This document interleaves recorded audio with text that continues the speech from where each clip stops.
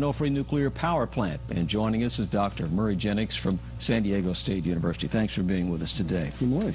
A lot of unanswered questions still about San Onofre. Let's kind of take it from the top. Why did SoCal Edison decide to throw in the towel? I mean, I know they've had a ton of problems there, but all of a sudden now they're saying it's over, it's done, we're out of it. I think it's primarily more from the uncertainty of the situation. They had a solution to go ahead and restart Unit 2, and from the reports I saw, technically it was sound, but there was a lot of questions, a lot of hearings that were going to get held, and the delay, the longer you delay restarting the unit, the harder it is to bring it back up because it starts corroding. So I think they reached a point where they didn't feel it was cost effective to keep trying to fight, and they just decided that their shareholders needed some certainty as to a decision, and so they threw the towel in. So where do you think this is going to go from the standpoint of the hearings, the investigation? When all is said and done, what's finally going to come out of this? Well, I think from the hearing standpoint now, what the question is how much will Mitsubishi have to pay for what appear to be very defective steam generators. So there will be some resolution as to how much they will have to pay. There will be resolution on how much Southern Cal Edison will have to pay for the downtime and the replacement power while they were trying to fix the problem. And then there will be how much will the ratepayers have to pay. So ultimately, I really think what the outcome will be, nobody will be happy. Oh, really? Yeah, everybody will have to pay something. Surprise on that one. Well, that's probably the best decision. If nobody's happy, then probably it's the fairest thing. Yeah. Closing this facility obviously is going to impact our energy needs both now and in the future. Where is that supply of energy going to come from? Do we have enough from other sources? Well, right now, a lot of it's coming from the Northwest, up in Washington, Oregon, hydroelectric power, and then also from further east, from Palo Verde and from the Four Corners plants and from Mexican power. So it's coming from outside our area. That's why actually getting the power link line built was such a crucial thing that actually makes shutting San Onofre down possible. So we have now 3 transmission lines bringing power into San Diego. Before we only had 2, and neither one of those 2 were strong enough to supply all the demand in San Diego. How long will it take to reach the point that we finally see San Onofre no more from the standpoint of facility? What's the process there? Step us through that. Well, per their lease agreement, they're supposed to return the site back to the way it was before they started. So that means they have to dismantle the plant. And to some degree that will happen. Part of what cannot happen is there's a switch station at San Onofre that actually is on the transmission line to San Diego. So that switch yard will remain there. Plus they're going to have to keep the fuel there until we get a federal repository or somebody buys it. So that said, part of it won't go away for many, many years. There's been discussion it might be 50, it might be 60 years. That long it would take to get this facility completely gone? I personally think 20 years would do it. You can't just go take it apart right now. Part of the problem is you have fuel that's been irradiated. Well, it's hot and it needs to cool down. And the best way to let it cool down is just give it time. And while it decays down into a more stable state, it releases energy, so you have to have cooling water.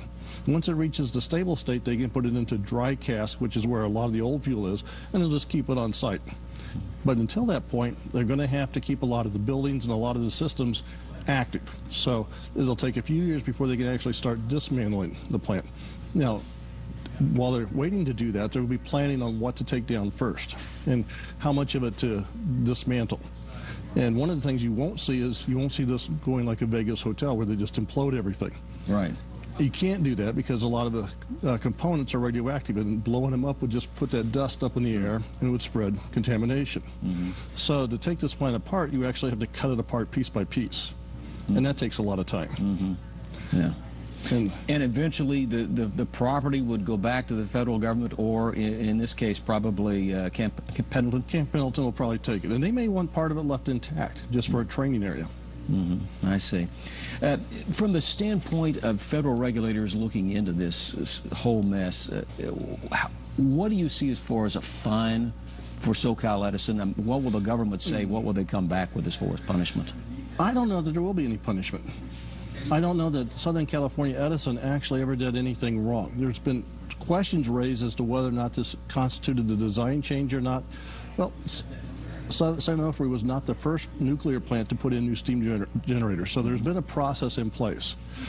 Now, after the fact, looking at it, it appears that there were some design changes made that made this perhaps be a design change. Whether or not they ever decide that, I don't know. They may just give up because now it's shutting down and becomes a moot point. So the real impact, I don't know if it'll be fines, it will be determining how much each party has to pay.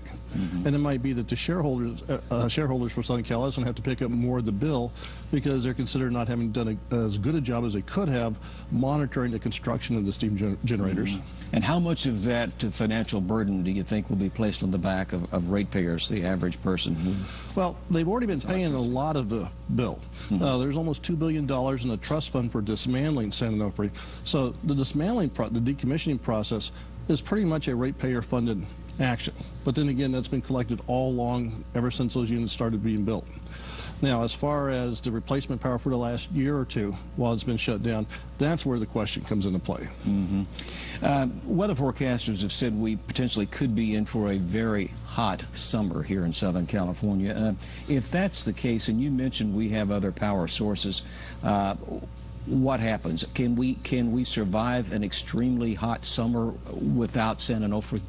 From a power standpoint, probably. The real danger is, like I said, we rely on transmission lines.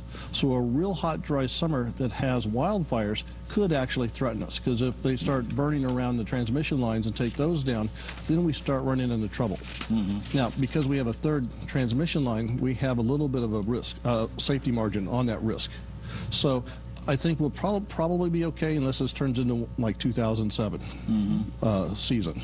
And if that's the case, then we've got a lot of problems, huh? Potentially a lot of problems. Much like, in 2011, we had a one-day power blackout. Right.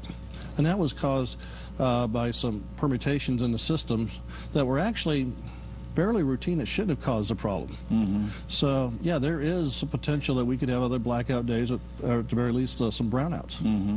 Well, we definitely don't want that. Southern California Edison, will they now be forced to buy power from other sources, obviously, to make up for the loss of San Onofre? Well, they provide the power by transmitting it to their region. So, yes, they'll probably have to create more contracts. That said, nuclear power is actually very cheap power, so they'll be buying more expensive power. And can we expect to see a rate hike then? Well, from SDG&E's standpoint, we've only relied on a part of San Onofre. So there is a potential for a rate hike, but I think SDG&E has been planning for this for quite a while. So I really don't anticipate that there will be any kind of radical rate changes. All right. Interesting topic, and of course there's still a lot more to come on this particular plant as we get into all the hearings and the possibility, obviously, that it will be demolished at some point down the road. Oh, it will definitely be demolished either in a few years or several years, but it will be. All right. We'll keep an eye on it. Thank you. Well.